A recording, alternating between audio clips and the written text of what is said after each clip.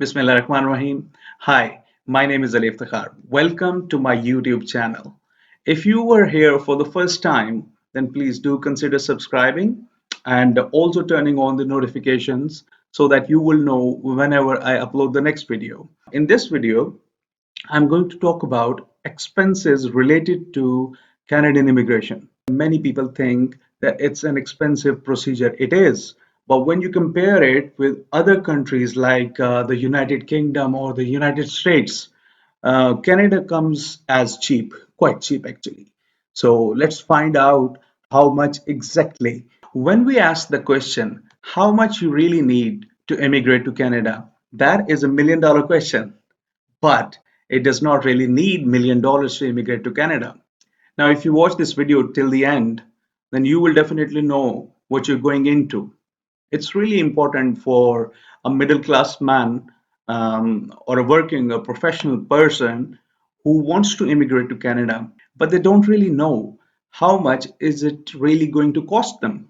I have created a complete list of all the minute details and all the small expenses and the big expenses, of course, that are going to happen when you will be making the move. Now, let's jump into the video and let's find out.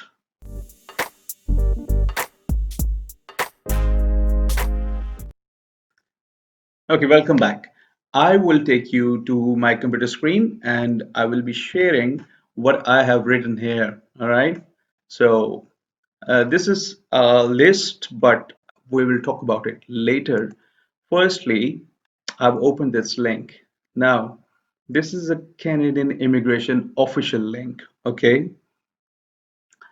Now, as you can see, it is written here that once you fill out all sections of the online form, that is the express entry profile, it means that if you have created an express entry profile and you've received your ITA, and after that ITA, you have filled out the application form and you have completed it and you have uploaded your documents, then the system will show you a list of fees you will need to pay. Now, obviously, if you were to find it out months later that what is actually going to cost you, then what's the point of making this video? Now, sorry. Now, I am making this video so that you know firsthand, beforehand actually, that, that what are the expenses and what are the costs.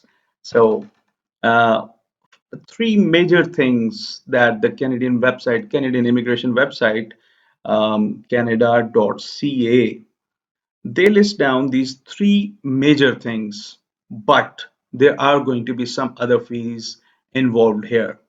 Apart from these three major expenses, there are going to be some other expenses like IELTS, ECA, but don't you worry. I've got you covered. I will tell you all about it. See this list over here? This list over here, this long list. I made it all for you so that you understand the process completely, okay, and what are the fees involved. So let's hear what the Canadian immigration website says officially. They say that you will be charged a processing fee for you and your family members. Okay. Now, an important point here, when you are creating your express entry profile and when you are entering the pool, at that time, you don't need to pay anything. Okay. Let's be clear on that. If you have your ECA, if you have your IELTS, and you meet the minimum eligibility criteria and you have entered the pool, then at that point in time, you don't need to pay anything yet. Okay. Once your scores come out on top in the next draw or the draw after, then you will receive an ITA. And after you receive that ITA, you have to submit an online application. All right. And as they have mentioned over here, let me take you back to the screen. As they have mentioned over here, uploaded your documents and you have filled out all the sections, then you will need to pay the processing fee. How much is the processing fee? I will come to that point later. All right. So next up is RPRF, that is Right of Permanent Residence Fee. So this RPRF fee could be paid simultaneously with the processing fee. Okay, but we can pay them on separate dates as well. There's no problem. But they say, I mean, many experts say that you should pay both of these fees at the same time so that there is no delay in your process. Okay, and lastly, you will be paying a biometric fee. Now, let's jump into the fee list.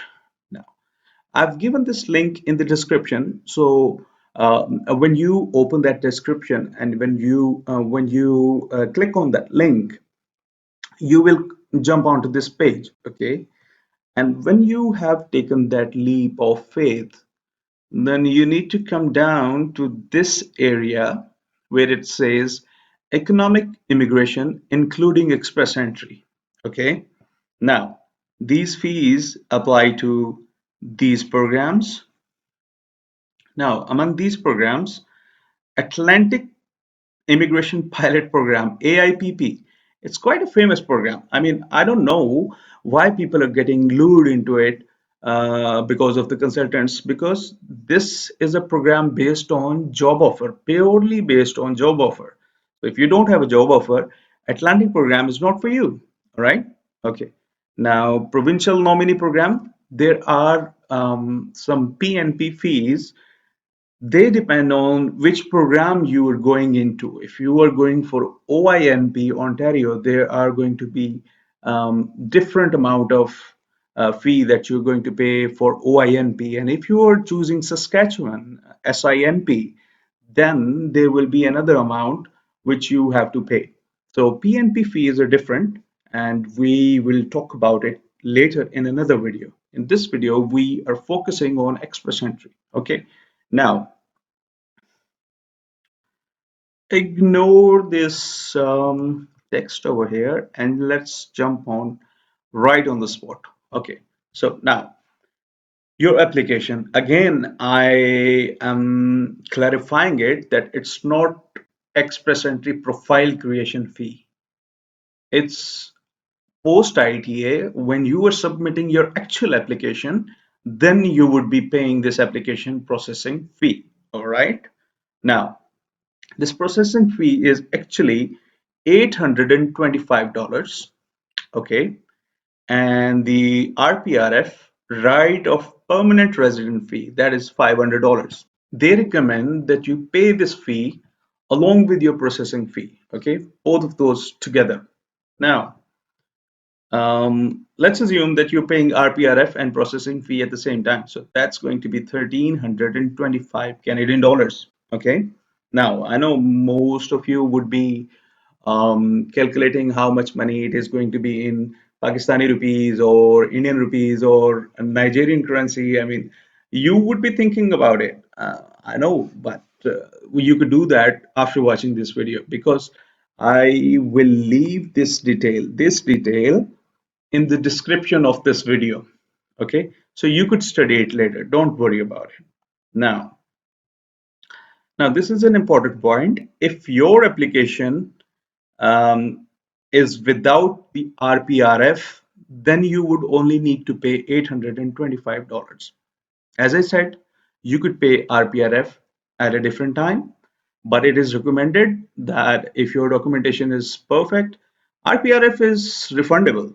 I mean, if you don't get selected, they will refund the RPRF to you. So you could pay it upfront, no problem. Okay. Now, if you have a spouse or a partner and you're married like me and like most of the applicants who are applying for Canadian immigration. So if you have a spouse, your fee is not going to increase. Okay, your fee is going to remain the same, 825 Canadian dollars, and RPRF is going to remain same as well. So basically, this processing fee is for the two of you. And if there are more, not more wives or husbands. If there are more family members in your family, I mean, if you have kids, then for each kid, let's read it here. For each dependent child, you would need to pay $225. Okay, now we've talked about it, but let me take you back to from where you start the Canadian immigration process. Okay, and for that, let's go and dig deep into this list that I have made manually for you. All right. So first of all, as I mentioned in my videos, that first step of Canadian immigration is getting your degrees assessed and evaluated by the ECA bodies, designated ECA bodies for Canadian immigration, including University of Toronto CES, including World Education Service West, including ICAS, ICES, and another ICAS with a C, and Medical Council of Canada and PEBC. So these are the seven ECA bodies. Okay, each of these ECA bodies have different fee structure. Okay, for example, ICES and CES, they charge per credential. WES and ICAS, they only charge a singular fee for all your degrees. And MCC, PEBC, they only assess one degree, so I mean they're not really bothered, so they have a single fee as well. So ECA fee will depend on the ECA body, okay, but we have taken an average of 250 Canadian dollars. Okay, for example, if you're choosing West, it's going to be around $230. All right, we'll not worry about it because we have made so many videos related to ECA. Now, if we oh yes, I mean, if you were to send your degrees or your certificates or your transcripts for ECA, for educational credential assessment, then first of all you would need to get your degrees and your documents attested from your own country. I mean, for Pakistan, you have Higher Education Commission, HEC. They will attest this fee and they have a particular fee for the process as well. So degrees, your degrees will need to get attested, and for that there could be a fee. For example, HEC is currently charging around 70 Canadian dollars. Okay, and if you have a diploma from UK, I mean, that will depend on the institute from where you got your diploma. A normal diploma, a normal college would charge around $40 for reprinting fee, but that really depends. So you have to go and check with your university or your institute, okay? And for India, your college or your university attests that, and I think they don't really charge another fee. So, I mean, if they charge a degree attestation fee, then do let me know in the comment section below. That will be for my information. Okay. Now we are done with the degree attestation fee. We are done with ECA fee. Now, the most crucial thing for most of the applicants, because in these unprecedented times, in these extraordinary times, because of the COVID and so many other things, I mean, life's torn apart, and IELTS is the tiebreaker. Actual tiebreaker is IELTS. So if you can score a complete CLB 10, your chances for express entry economic immigration for Canada is quite possible. So, what is CLB 10? We've already made a video, a complete video on that and how to calculate your CRS. Those are all things that are covered. Today, we are only going to talk about the money. Okay. So, IELTS.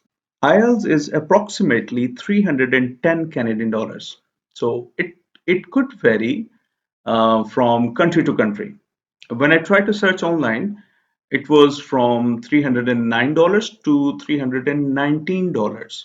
But for Pakistan, obviously they charge in Pakistani currency. So for each to its own, I mean, every country has a separate fee structure, which would be more or less $5 less or $5 more. Okay, so average is 310 Canadian dollars.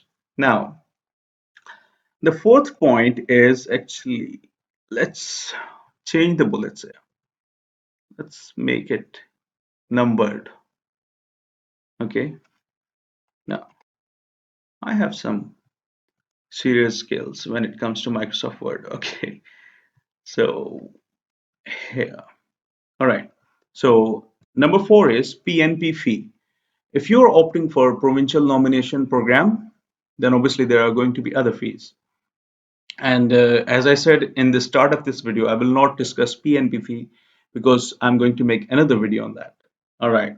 So after PNP and after your ITA, all right, after your ITA, you also need to pay your medical fee, medical exam fee, and that also depends on your country. Okay, so for those of you who have already taken their medical exam and hopefully they passed, so please share the price of medical fee because I could not find that detail on the official websites. There were only the designated medical examiner names and the hospital names on the website, but there were no fee structure mentioned on the website. So police clearance certificate. Now again, that depends on every country. Every country is different. For example, I studied in the UK and I needed a police clearance certificate from the UK. So I had to pay 55 pounds for the police clearance certificate, and then they couriered it to a friend of mine, and then that friend of mine couriered it back to me here in Pakistan. Okay, so police clearance certificate depends. I mean, if your country has a fee or does not have a fee, then that depends on your country actually. Okay, but because it's going to be a small amount of expense, therefore I've written that here. So PCC 94 Canadian dollars approximately, because that's the fee for UK PCC. Okay. Now, number seven is document translation fee. Again, that depends on your country. If your country releases old documents in English, then you would not need a translation. But if your documents are in your native language, that is Urdu or Hindi or any other native language of your country, then you would need to get it translated. And for document translation, if you want me to make a video, then please comment below and let me know if you want a video on document translation and how to get it notarized. Okay. Now, number eight would be proof of funds. Proof of funds is actually POF, acronym for proof of funds.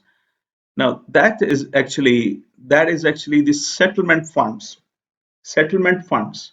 Now, I'm going to take you back to the official website now because settlement funds really depend on the size of your family, right? So now this chart is open in front of you, and I will give you a few seconds to go through it while I drink some water, okay?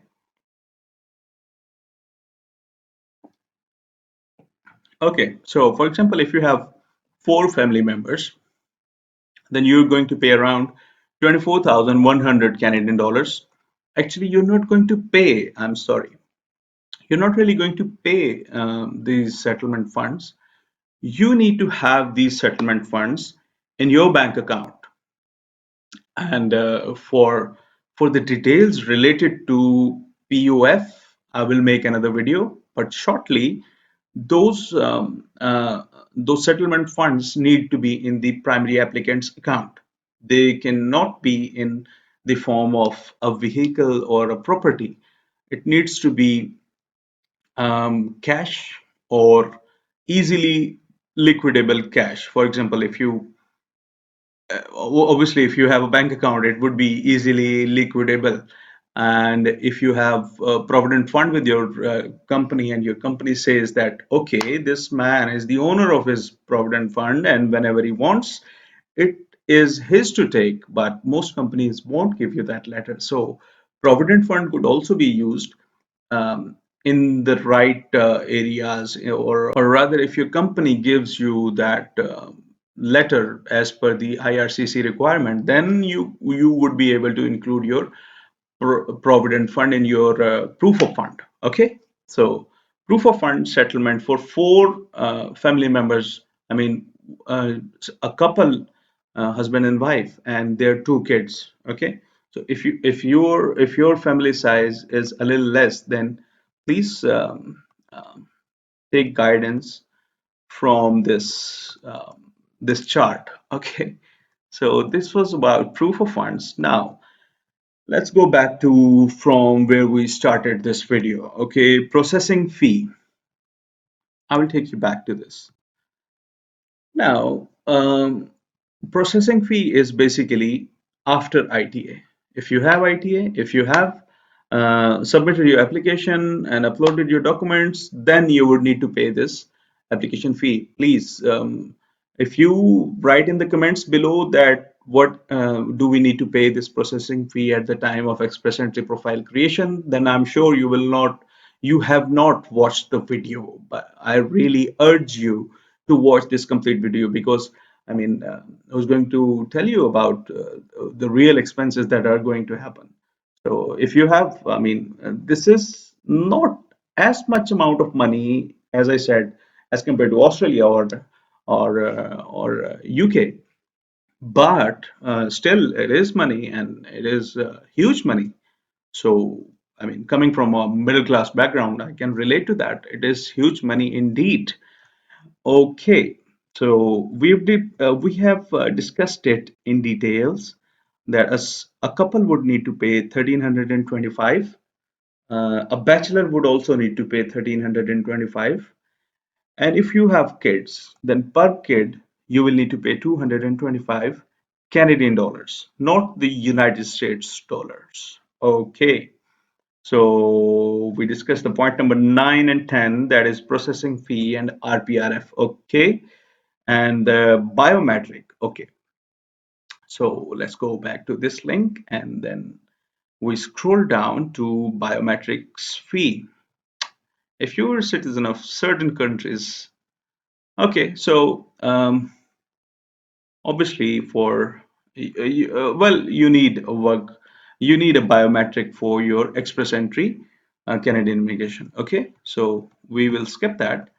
Biometrics per person, $85. If you are bachelor, if you are single, then well, man, you're lucky, and you will need to pay little amounts of fee as compared to married people, because well, they would be conducting biometrics for two or more people, so obviously they're going to charge more. Okay, sorry. So 85 Canadian dollars for one person, and for two or more people, I mean, if you have a family size of four or five or six or seven, or whatever suits your choice of family size, then you would need to pay $170. Okay, so that's the biometric fees. I mean, this is something related to some other forms of uh, Canadian immigration. All right, or even for visitor visa, you would need biometrics. So this is for that. Probably performing artist, for example, if a singer wants to go to Canada for a performing art or something like that, well, that is not our choice of today's video. So considering our family size of four people, you would need to pay $170. Okay, let's move on to the next point, because I'm swaying away. Okay, so if you have completed all these steps, then all you need is air tickets, and you need to book an accommodation. Okay, so that's it. Complete um, that was the complete fee structure or expense structure of Canadian immigration. If you think that there are some other expenses, then do let me know. Obviously, I have not included the consultancy's fee. If you go for a consultant and they charge you 3,200 Canadian dollar, sorry, US dollars, then I mean, obviously that's going to increase your overall expense. So you are the best judge to decide whether you need to pay that extra amount to some person, or you could make use of my videos and immigrate to Canada if you want. All right. So let me just pause the video here and calculate the total amount of dollars that I've written. Okay. So just give me a second. I will.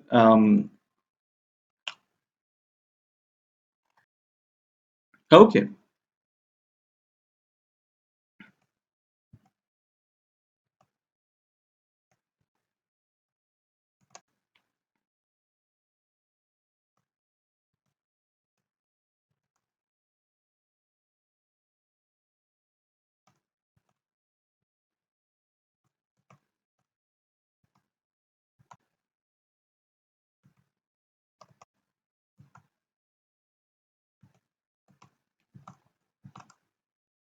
So $2,600, approximately $2,600 is going to be your expense, and this is how much money you would need to immigrate to Canada with a family size of four.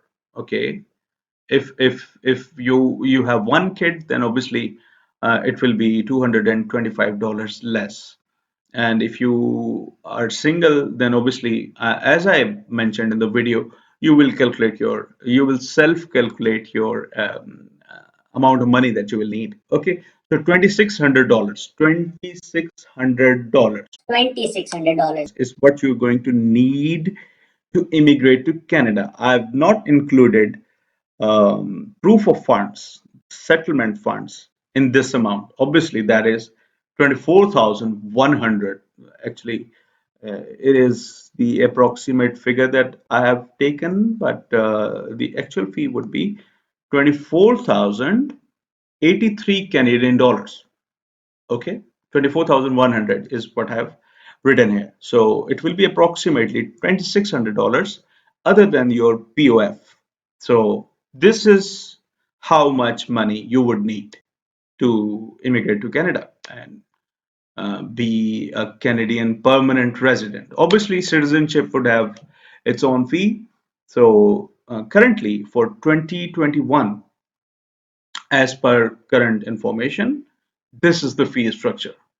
If the fee structure will change, or if there will be any editing, or there will be any upgradation or reduction, I would make a video and I would indulge you on that information. All right. So for now, for this video, I think it's past 25 minutes. So it's quite a long video. Thank you very much. If you're still watching this video, you are awesome. You are awesome. Please do subscribe to the channel. And I request you to turn that, actually change that notification icon, because if it is clicked on the personalized icon, then probably you will not be getting all the notifications of all the videos that I make. And I make videos almost twice a week. So please turn that notification icon to all. Okay, when you select all, then you will receive all the notifications that about my videos. So this was all for today, and I thank you very much. Thank you for watching this lengthy video. But obviously, if you want to make a budget, if you're a financial guy, if you're a calculated guy, then you would want to know what you're getting into. So this was the amount of fee. Okay, and if you think there are other fees, then do let me know. This is Alif Takhar, and I'm signing off.